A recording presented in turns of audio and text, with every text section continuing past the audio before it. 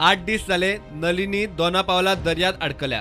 प्रुडंटान कस्टम्साक expose केल्या उपरांत customs आता जागे जाल्यात। ह्या खात्याच्या अधिकाऱ्यांनी 3 महिने ही नाफ्ता भरिल्ली बोट दर्यात आडोवन दवरली। सगळी कर्मा गोयच्या कस्टम्स जॉइंट कमिशनराची। हो नाफ्ता बार्जीन काणकोणा हायड्रोकार्बन कंपनीन व्हरूंक आर्याक शिप कंपनीन कस्टम्सा कडेन जुलयात परवानगी मागिल्ली। कस्टम्स सगळेच आडोवन बशिल्ले। प्रकरण मानव निर्मित अरिश्टा मेरेन पावल्या उपरांत कस्टम्स आता जागे जाल्यात। बार्जींतल्यान हो नाफ्ता एमपीटीत व्हरपाक परवानगी दिवची म्हूण सरकाराची कस्टम्साक चीट 29 ऑक्टोबराक पत्र बरयला।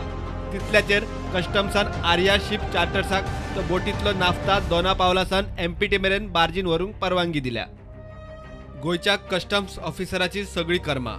आता प्रकरण आंगार आयल्या उपरांत नाफ्ता ट्रान्सफर करपाचे क्लियरन्स दिवन तो ऑफिसर 20 दीस लिव्हेर गेला।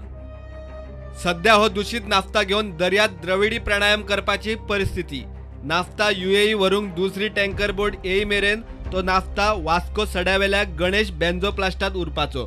मात हो नाफ्ता काडपाचे ऑपरेशन ह्या सप्तकात सुरू जावपाची शक्यताय उणेच। तो हायड्रोलिक पंप मुंबयसान येवंक जाय। त्या उपरांत दर्यांतल्या हवामानान उपकार केल्यार फुडले कॅर चक्रीवादळ वतासर भारताच्या दक्षिणी दर्यात दुसरे महाचक्रीवादळ तयार। प्रुडंटा खातीर सिनियर रिपोर्टर महेश गाडी।